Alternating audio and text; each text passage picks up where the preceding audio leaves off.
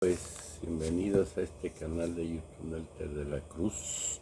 No se les olvide darnos su like, échenos la mano. Denle aquí a la campanita, píquenle, púchenle su like. Pues vámonos con las preguntas. 3, 4, 5, 6. Buenos días, señor presidente. José Manuel Fuentes, de Capital 21.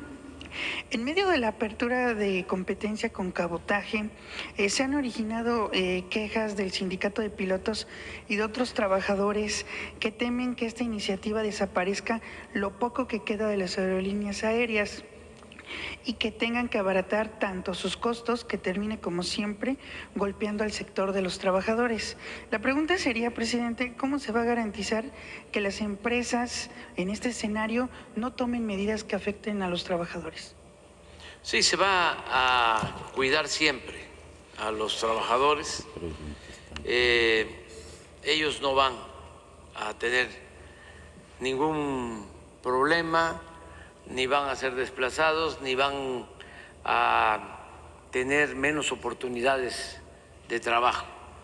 Estamos buscando que haya equilibrios y que las medidas que se tomen sean en beneficio de los usuarios, de los consumidores y de los trabajadores.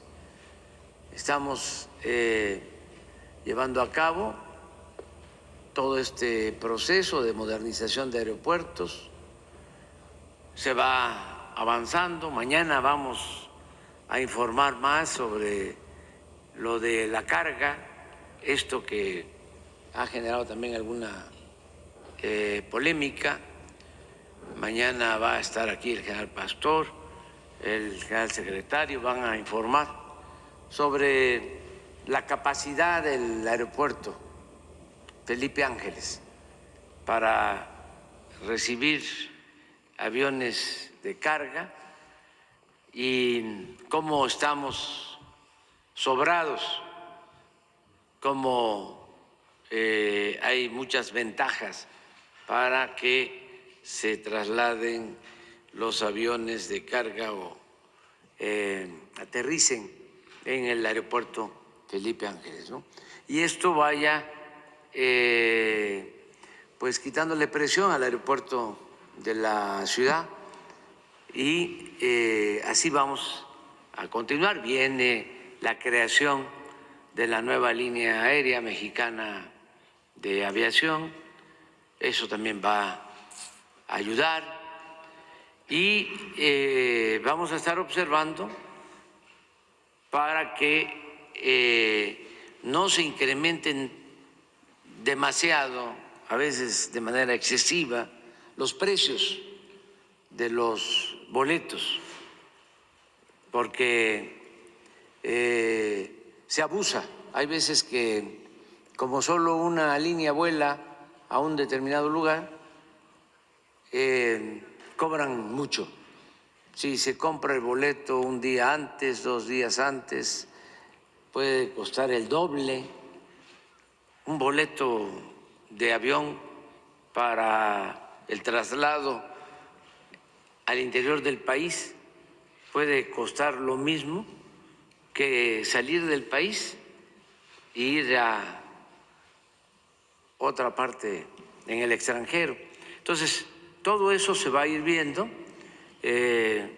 Si no hace falta, pues no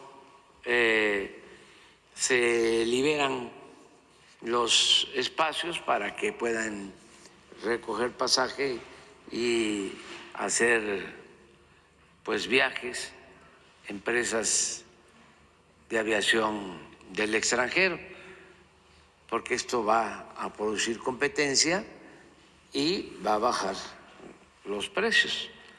Entonces, estamos en eso, analizándolo. Desde luego, nuestros adversarios pues nunca van a estar conformes con nada, pero si nos ponemos a ver lo que dicen nuestros adversarios, que pues los entiendo, están muy molestos porque ya no pueden robar, ya no tienen privilegios, ya no mandan. Es que la gran reforma de nuestro tiempo es la separación del poder económico del poder político, porque antes eran los potentados económicos los que mandaban, eran los dueños del poder económico, el poder político, se alimentaban, se nutrían mutuamente. Ayer hablábamos de eso, recordando la Constitución del 17, cómo en el periodo de 36 años de política neoliberal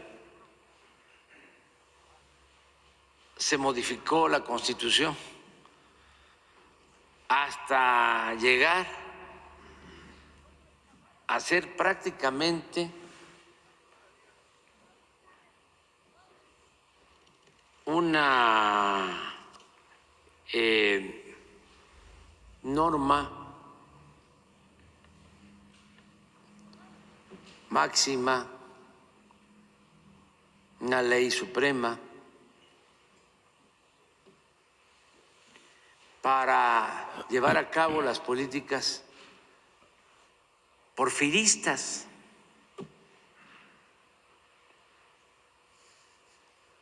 Durante estos 36 años se legalizó con reformas constitucionales el saqueo en nuestro país. Increíble.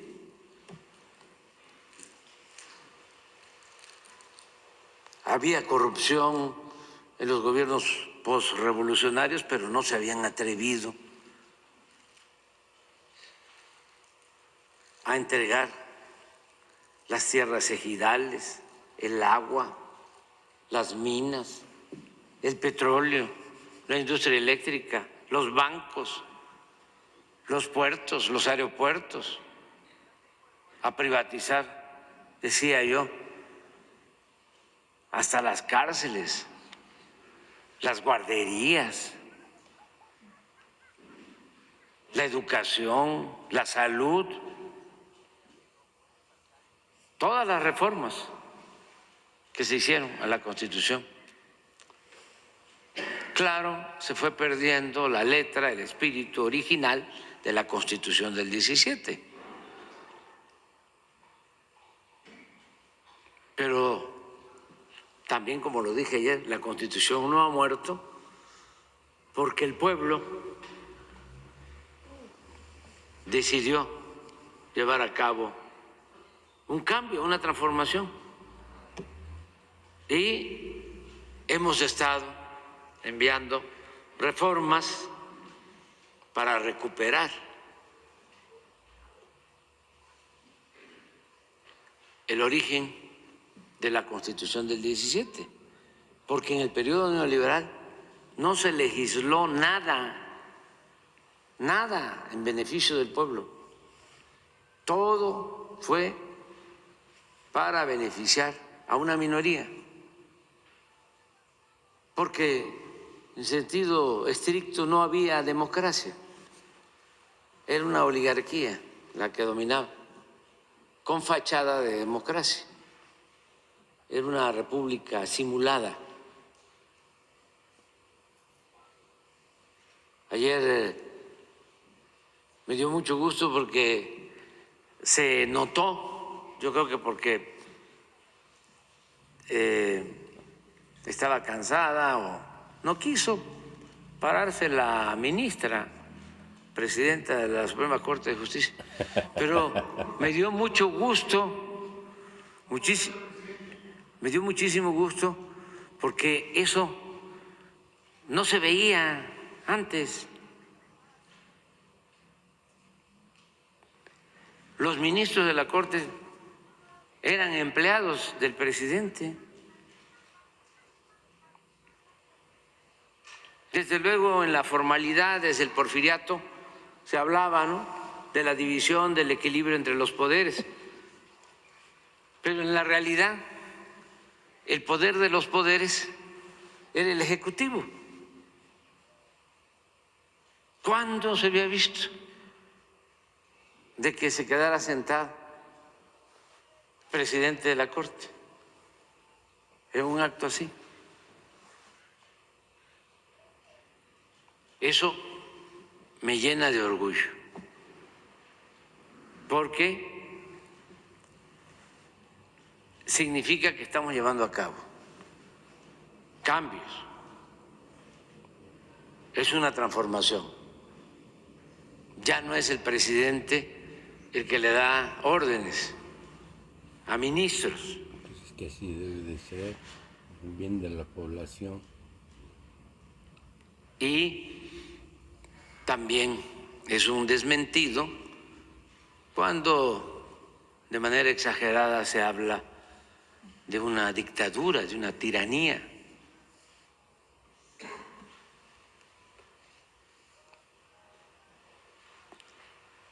Por eso es lo de la aviación. Están molestos porque en el fondo lo que imperaba era la corrupción y el influyentismo. Entonces ya no hay eso. Ahora hay transparencia y honestidad. Bueno, en ese sentido, presidente, también le quiero preguntar sobre una declaración que hizo. Bueno, en primer lugar le quiero preguntar cómo interpreta el llamado a la reconciliación de la oposición en medio de campañas de golpeteo político. O sea, la oposición pues llama que debe haber una reconciliación, pero pues hay campañas de golpeteo. ¿Qué les diría en función del cambio que considera que debe de continuar en el país? No, yo pienso que tiene que haber respeto, pero no somos iguales. Hay quienes apoyaron y siguen apoyando un modelo que beneficia solo a las minorías.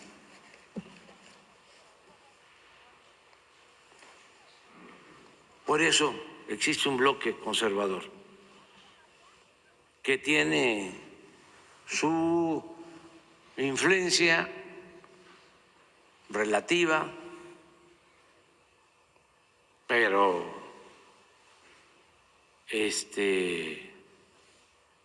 hacen valer sus derechos en el Congreso y lo mismo en el Poder Judicial.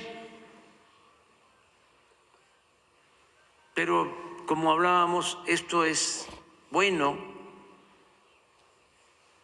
y no vamos nosotros a dejar de insistir en los cambios. Ayer lo dije, vamos a continuar impulsando las transformaciones en beneficio del pueblo. Sería muy fácil nombrar a el presidente o la presidenta desde Palacio Nacional, como se hacía antes, de la Corte. Sería fácil conseguir la aprobación de todas las iniciativas que enviara el Ejecutivo al Legislativo. A veces cuando dicen queremos diálogo, nosotros decimos no es que no respetemos y que en la democracia debe de haber pluralidad, es que el diálogo que ellos quieren busca preventas, es regresar a los moches. Acuérdense ustedes cuando estaba Carsten de secretario de Hacienda, yo creo que era Calderón el presidente, aprobaban los presupuestos por unanimidad. Es decir, todos los diputados. Antes se les llamaba levantamanos. Ahora todo es electrónico ya. 3 años aprobando el presupuesto de manera unánime. ¿Qué acaso Carsten es el gran maestro de la política? No, es que repartían moches, maiciaban, pero todo ese dinero se quedaba arriba en beneficio de una minoría. Por eso no había presupuesto para el pueblo, porque también el gobierno no tenía como propósito beneficiar al pueblo. El gobierno, su función durante el periodo neoliberal fue facilitar el saqueo, un facilitador del saqueo. Se dedicaban a facilitar el traslado, la transferencia de bienes públicos a particulares. Esa era la esencia del gobierno. Era como una oficina para entregar contratos, concesiones y vender bienes nacionales a particulares. Entonces, era otra situación. Por eso ahora pues ya no es así. Diálogo, sí, pero sin corrupción. Vamos a negociar. ¿Qué vamos a negociar? Impunidad. El que se siga entregando el presupuesto a particulares, a una minoría, que se siga permitiendo el tráfico de influencia. Es como lo de los medios. Si nos arreglamos con un buen contrato de publicidad, pues aplaudir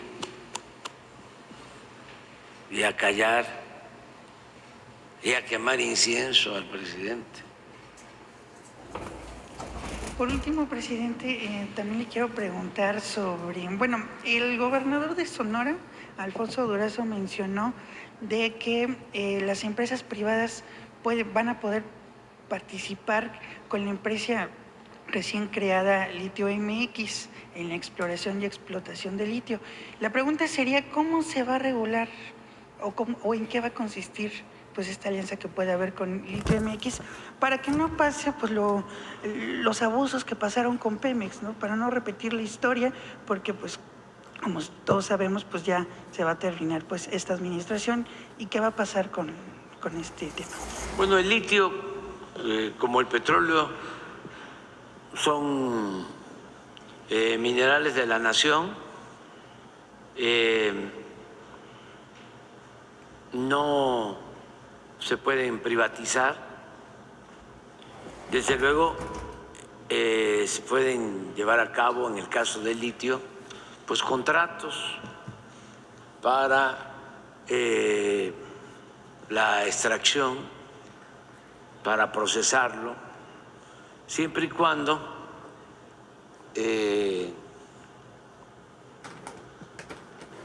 la dueña sea la nación, que no se tengan que entregar los beneficios o las utilidades, lo que llaman utilidades compartidas, sino se puede llevar a cabo un contrato con una empresa especializada para hacer un trabajo de extracción, pero el litio es de la nación.